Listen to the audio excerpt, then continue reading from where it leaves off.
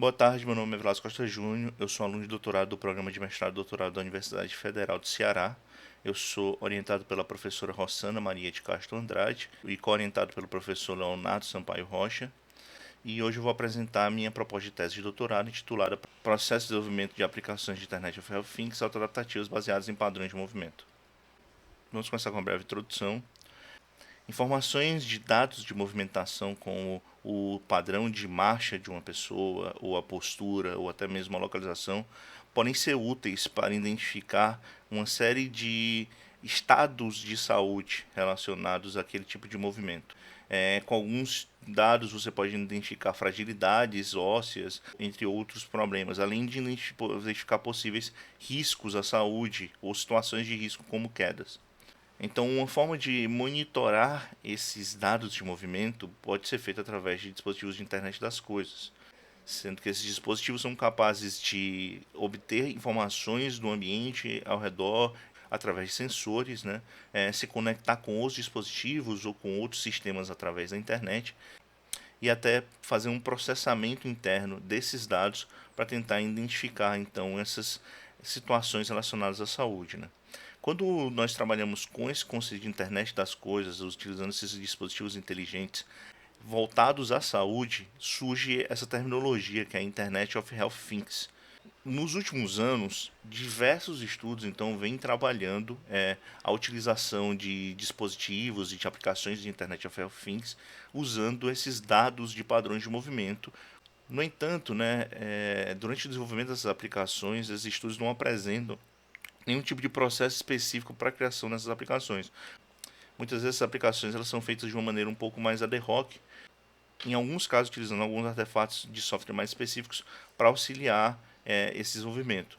E aí qual que é o problema relacionado à falta de um processo? É que a inexistência de processo ela dificulta a gerência das atividades de desenvolvimento em geral, pode implicar numa dificuldade maior de incorporar mudanças no sistema e até mesmo pode impactar na qualidade desses softwares. Além disso, as técnicas utilizadas para relacionar os dados sensores da saúde costumam ser mais específicas, né? Dificultando o reuso dessas técnicas para desenvolvimento de outras aplicações. E, em geral, essas aplicações não são projetadas de forma ubíqua e voltadas para se adaptar. Então, elas não focam nesse aspecto tanto da ubiquidade, que é muito inerente a aplicações de internet das coisas. Então, diante desse cenário, nós formulamos a seguinte hipótese de pesquisa, né? Utilizar um ou mais processos de desenvolvimento de software adaptados para a construção de sistemas autoadaptativos, que são sistemas capazes de adaptar o próprio comportamento de acordo com mudanças no contexto, tendo o mínimo de interferência humana e assim auxiliando a construção de sistemas ubíquos, né? Juntamente com a construção de artefatos que ajudem a relacionar dados de sensores e problemas de saúde, auxilia o desenvolvimento de soluções de Internet of Health Things baseadas em dados de movimentação. Aí, considerando essa hipótese, surge o objetivo principal dessa proposta, que seria propor um processo de desenvolvimento para aplicações de Internet of Health Things autoadaptativas, baseadas em dados de movimento para dispositivos móveis e um conjunto de artefatos de software para auxiliar as etapas desse processo com um foco principal na relação entre dados de sensores e problemas de saúde. Considerando esse objetivo é que surgem então as nossas questões principais de pesquisa, que são essas três, né? Que processos ou modelos de processo de software podem ser adaptados para o uso durante o desenvolvimento de aplicações de Internet of Health Things baseadas em dados de movimentação, né? Essa questão ela vem no contexto de identificar que tipos de processos já existentes poderiam ser utilizados ou adaptados para o desenvolvimento dessas aplicações e que adaptações serão necessárias então para a utilização desses processos. A segunda questão, então, é quais são as estratégias que podem ser usadas para adaptar processos de software e sistemas tradicionais para sistemas autoadaptativos e como utilizá-las. A ideia aqui é porque a grande maioria dos processos de software eles não são adequados à utilização com sistemas adaptativos, porque eles não levam em consideração o ciclo de adaptação desses sistemas. E a última questão é que artefatos de software podem ser utilizados para relacionar sensores e estado de saúde. Então essa questão ela vem exatamente de acordo com relação àquele gap de ferramentas ou artefatos mais específicos que permitam auxiliar essa relação entre os sensores e os estados de saúde que possam ser replicados para a construção de diversos sistemas de Internet of Things. É. Vamos então apresentar a fundamentação teórica que embasa esse trabalho. Primeiro temos o processo de desenvolvimento orientado a reuso, que vai ser a base para o processo proposto. Esse processo possui 6 atividades: a especificação de requisitos, análise de componentes que vão ser utilizados para reuso, a alteração dos requisitos com um foco nesses componentes novos que vão ser reutilizados, o projeto com o reuso, em dizer é feito todo o projeto do sistema e considerando os componentes que vão ser reutilizados, o desenvolvimento e a integração do sistema e, por último, uma validação do sistema. Esse processo é baseado no reuso sistemático em que os componentes são integrados com os componentes existentes aos sistemas COTS, né, o Commercial Off-the-Shelf. Esses sistemas eles têm principalmente o foco em 4 estágios: a análise de componentes, a modificação dos requisitos, o projeto do sistema com reuso e o desenvolvimento e integração. Já com relação aos sistemas adaptativos, temos sempre que considerar o ciclo de adaptação, que é o ciclo que guia a execução do sistema, mostrando que o sistema pode sempre continuar em avaliação e evolução, uma vez que ele pode se adaptar. Esse ciclo começa com o monitoramento do contexto do ambiente através de dados de sensores. Depois, esses dados são analisados para que seja identificado se existe a necessidade de uma adaptação. Uma vez que a necessidade de adaptação seja identificada, é feito um planejamento das ações que devem ser executadas. Finalmente, é feita então a execução dessas ações, levando em consideração que todas essas etapas do ciclo de adaptação utilizam uma base de conhecimento sobre o software em si e sobre os objetivos principais do software e os dados que o software deseja analisar. Considerando agora os nossos trabalhos relacionados, todos os nossos trabalhos relacionados eles foram guiados após a execução de um mapeamento sistemático da literatura. Esse mapeamento teve como objetivo obter um panorama dos últimos anos de pesquisa de sistemas de OHT baseados em dados de movimento, com foco principalmente nos sistemas de saúde para idosos, que são o público principal desse tipo de sistema, e identificar tendências, desafios e questões em aberto. Esse mapeamento foi executado no primeiro trimestre de 2020, buscou artigos publicados entre 2015 e 2020 na base Scopus, que é uma das bases de trabalho acadêmicos mais utilizadas em estudos da literatura na área de engenharia de software. E ao todo foram selecionados 79 artigos dos 324 inicialmente encontrados na base Scopus. Alguns resultados, né? Primeiro, as questões de aberto que motivam esse trabalho, né, que foram apresentadas durante a motivação.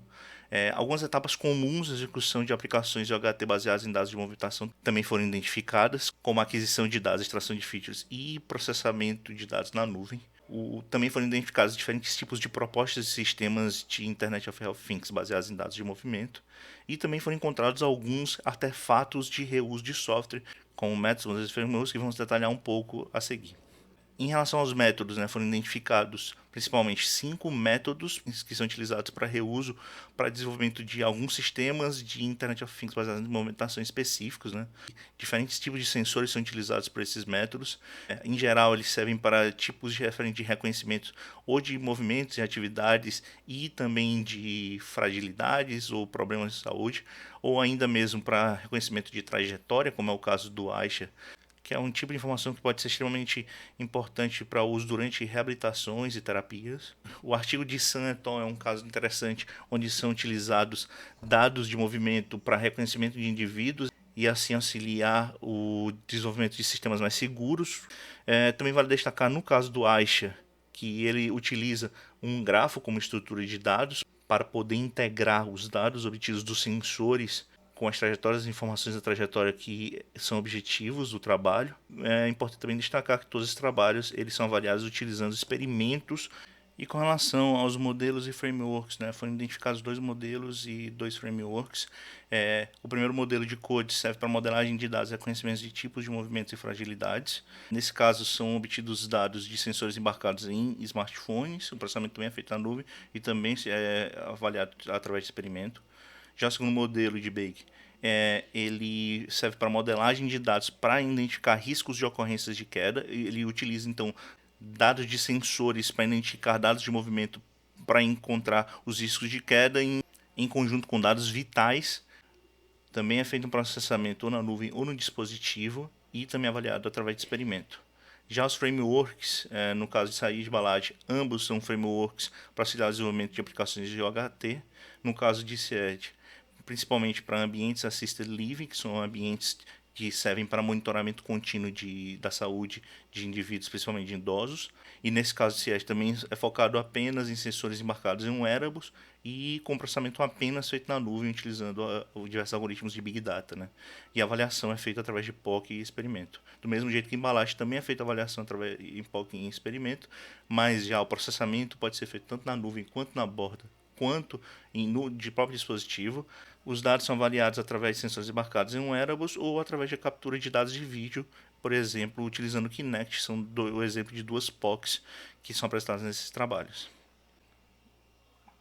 Então agora eu vou apresentar o processo proposto, a versão preliminar do processo e os artefatos propostos e a avaliação. Né? Novamente estou trazendo então aqui o processo de desenvolvimento orientado a reuso de componentes, que é a base principal para o nosso processo proposto. Então, a atividade de especificação de requisitos, então, ele foi quebrado em 3 atividades nesse novo processo, que começa pela especificação dos estados finais de saúde que deseja monitorar. Depois segue-se a especificação dos sensores em si e dos dados de movimentação a serem detectados, né? Seguido pela especificação então dos demais requisitos, regras de negócio. Aí, considerando aquela atividade de análise de componentes do processo de entrada e reuso, foi feita uma adaptação para que essa análise de componentes ela leve em consideração também o loop de adaptação, uma vez que está sendo proposto a construção de um sistema autoadaptativo, né? Então são componentes que possam ser integrados a esse loop de adaptação. Na fase então de modificação de requisitos, ela foi adaptada para que seja feita a adaptação então dos requisitos e a criação das listas de possíveis adaptações, né? Depois, a atividade de projeto com reuso, ela foi dividida em 2 etapas. Primeiro, a criação das regras de adaptação, que vão guiar a adaptação do sistema. Depois é feito, então, o projeto do sistema com reuso, né, considerando os componentes que foram analisados e considerando o loop de adaptação MapKey. Finalmente, é feita a fase de desenvolvimento e integração, tal como no projeto orientado a reuso. A validação ela é uma atividade que ela vai funcionar em 2 momentos do sistema, tanto durante esse tempo de projeto, que é o tempo em que geralmente o processo tradicionais de software atuam, né? Então é feita primeiro essa validação do sistema que foi projetado e desenvolvido, e ela deve ser executada toda vez que houver uma adaptação do sistema para identificar se o sistema continua executando da maneira correta. E após a validação também teria a etapa de evolução do sistema, que é comum a diversos processos de desenvolvimento de software. Ela consiste principalmente na adição de possíveis novas adaptações durante a execução, sem que o sistema necessite ser parado para que essas adaptações sejam incorporadas. Enfim, foram propostas então uma série de artefatos de software, né? Começando por uma taxonomia e um gráfico de correlação para auxiliar a atividade de especificação de requisitos, né? Tanto o gráfico de correlação quanto a taxonomia relacionam sensores, features e estados de saúde, mas o gráfico de correlação também considera as considerações para a avaliação das features para a identificação desses estados de saúde. E tanto a taxonomia quanto o grafo, eles também têm como base um mapeamento sistemático da literatura feito em 2020. A taxonomia ela ainda está em desenvolvimento, já o grafo ele tem uma versão preliminar, né? Aí aqui um exemplo básico da nossa versão preliminar do gráfico de correlação, desse modelo de gráfico de correlação. Aqui eu estou considerando apenas um sensor, que é o sensor de acelerômetro, e um estado final, que seria um estado de queda. Nesse gráfico existem 4 tipos diferentes de vértices, né? Então, o primeiro, começando pelos vértices que identificam os sensores, depois os vértices que identificam as features que podem ser extraídas desses sensores, né? Aqui nós consideramos nesse exemplo 3 features: o valor máximo, o valor de desvio padrão e o valor mínimo desse cálculo feito em cima dos acelerômetros, que é o RMS, que seria a raiz da soma do quadrado de cada eixo do acelerômetro. O vértice com essa borda pontilhada seria então para considerar as condições que você poderia avaliar essas features, e baseado então nessas condições, existe uma ligação entre cada um desses vértices pontilhados de condições com um estado final, né? Aqui no caso estou considerando só um estado final, mas poderiam ser mais de um estado.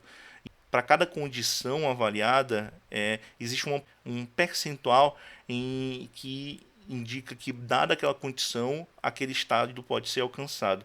O gráfico ele também pode incorporar elementos de aprendizado de máquina para a construção dessas condições e identificação desses percentuais para relação a esses estados de saúde. Nesse caso específico do exemplo, também foram considerados valores especiais para cada aresta. Existem 3 tipos de aresta que são relacionados só a que tipo de vértice elas estão ligando. E aqui nós consideramos também contextos que podem ser associados às arestas ou não. Nesse caso, contexto de unidades de processamento e o gasto de bateria, né? Esses contextos eles podem ser utilizados para adaptação do sistema, para auxiliar a adaptação, ou esse grafo pode também não considerar esse contexto, considerar simplesmente para analisar as features obtidas desses dados de sensores. Para ajudar na criação de regras de adaptação, é proposto um template de regras de adaptação baseado em inferências, que ele relacione então contexto com valores limiares para o contexto e adaptações de acordo com os valores nesse contexto, né?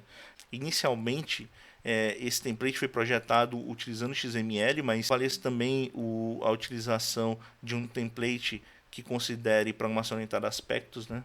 Mas essa versão preliminar em XML, ela considera, por exemplo, nessa parte do lado esquerdo, uma adaptação que pode ocorrer considerando a verificação de 3 tipos diferentes de contexto, no caso são 3 tipos de contextos numéricos, né, que são avaliados de acordo com um tipo específico de sinal.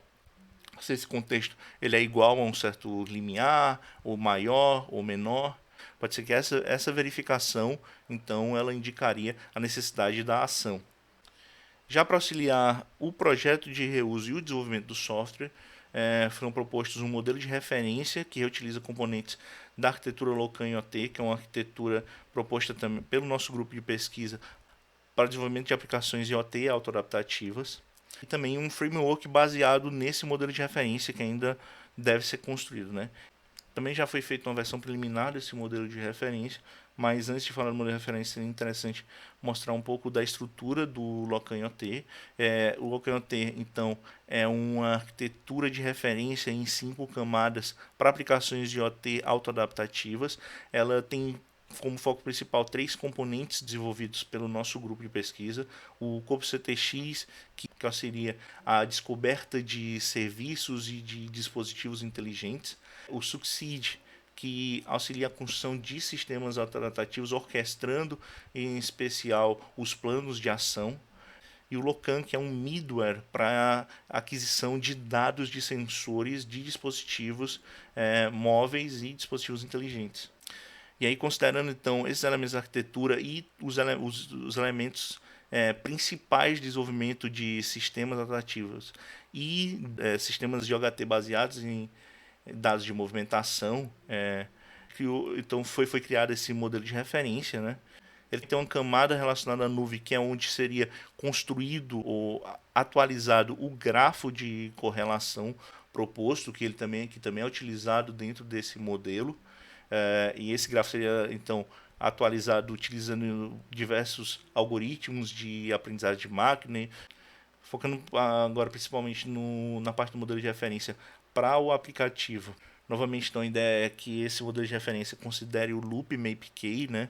E aí ele começa essa parte de monitoramento através da aquisição dos dados utilizando o middleware Locan dos sensores do dispositivo. E aí é feita uma formatação dos dados. Esses dados então são enviados para um componente maior de análise, em que é feita a extração de features, são aplicadas as técnicas de extração de features diversas, e é feita uma comparação de features das features identificadas com a base de conhecimento e a avaliação dessas features considerando a base de conhecimento. Uma vez que a necessidade de uma adaptação seja identificada, então é enviado para a fase de planejamento, onde é feita a construção das regras de adaptação e é utilizado o mecanismo de orquestração dos planos de ação usando o Succeed. E uma vez que esses planos foram gerados, então a fase de execução, esses planos são executados considerando o workflow que o Succeed utiliza e gerando logs para o sistema, né? Então a ideia é que nós possamos então depois incorporar esses artefatos que nós estamos propondo à arquitetura de referência do Locan IoT, auxiliando também ao desenvolvimento de aplicações IoT adaptativas para o domínio de OHT, né? Então o grafo de correlação e a taxonomia, eles estariam relacionados à camada de negócio, e o modelo de referência e o framework estariam relacionados também à camada de aplicação, juntamente com o Succeed e com o Corpo CTX. Como avaliação do nosso trabalho, nós propomos 3 avaliações. Uma prova de conceito inicial utilizando o processo preliminar que foi apresentado. Hoje ela já está em andamento. Inclusive, durante a execução dessa prova de conceito, que foi vista a possibilidade também da construção da taxonomia, do template de regras de adaptação e do framework, né? Então, essa prova de conceito está sendo executada no momento com o objetivo de avaliar apenas se o processo ele é capaz de fato, guiar o desenvolvimento de uma aplicação IoHT baseada em dados de movimentação. No caso da aplicação da prova de conceito, é uma aplicação de celular utilizando simplesmente dados de acelerômetro para identificação de atividades específicas do dia a dia e situações anômalas. E quando essa prova de conceito terminar, e for terminado o desenvolvimento tanto da taxonomia quanto o refinamento dos outros artefatos e do processo, então ao final vai ser feita uma avaliação mais completa. Seriam 2 avaliações em paralelo, que seria uma prova de conceito utilizando então o processo final refinado, avaliando junto com idosos e com profissionais de saúde, e também será feito em paralelo um experimento da utilização desse processo por profissionais de desenvolvimento de software que tenham conhecimento de desenvolvimento de sistemas IoHT, né, para identificar junto a esses profissionais se esse processo de artefato de fato auxiliam o desenvolvimento dessas aplicações e também pontos de melhoria para tanto para o processo quanto para os artefatos. Indo então agora para as considerações finais, essa pesquisa propõe um processo para a construção de aplicações de Internet of Things baseadas em dados de movimentação. Além do processo, também é proposto um conjunto de artefatos de software para guiar as diversas atividades desse processo. Então, após a defesa dessa proposta, a finalização dessa primeira prova de conceito. Em seguida, então, da prova de conceito, será feita então a construção da taxonomia. Depois será feito, em conjunto, na verdade, a isso, será feito então esse estudo exploratório da literatura sobre frameworks para guiar o desenvolvimento do framework que vai ser proposto. Durante todo esse período de março até julho, onde começaria as avaliações, né? Também seria feito o refinamento do processo em si. Em abril e maio seria feito então um refinamento do grafo de correlação. Finalmente, então, seria feita em maio e junho a construção do framework em paralelo com o refinamento do modelo de referência e do template de adaptação. Em julho e agosto, então, seriam feitas as avaliações finais. Depois, com base nos resultados, seria feito em agosto e setembro o refinamento dos artefatos, a escrita da tese e a defesa. E ao longo de todo esse estudo, né, também são propostos o desenvolvimento de uma série de artigos, né? Aqui tem mais algumas referências. Obrigado.